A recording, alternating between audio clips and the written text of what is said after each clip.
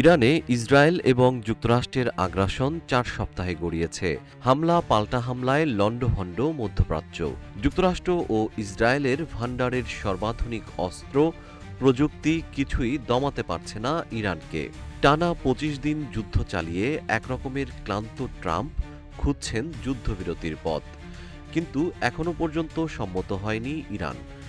এমন অবস্থায় এবার ইরানে হামলা চালানোর সিদ্ধান্তের দায়ভার নিজের প্রতিরক্ষামন্ত্রী পিট হেগসেতের উপর চাপিয়েছেন মার্কিন প্রেসিডেন্ট।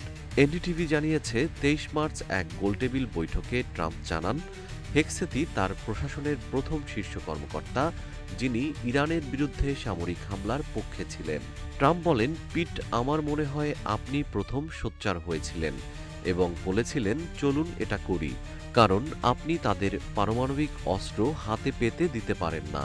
অভিযান অনুমোদনের আগের মুহূর্তগুলো বর্ণনা করতে গিয়ে ট্রাম্প বলেন, আমি পিটকে ফোন করেছিলাম, আমি জেনারেল কেনকেও ফোন করেছিলাম।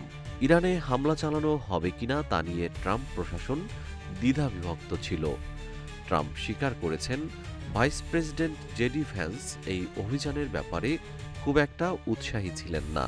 ইসরায়েলের প্রধানমন্ত্রী বেঞ্জামিন নেতানিয়াহু এবং মিডিয়া মোগল রুপার্ট মারডক সামরিক পদক্ষেপ নেওয়ার জন্য যুক্তরাষ্ট্রকে উৎসাহ দিচ্ছিলেন বলে জানা গেছে।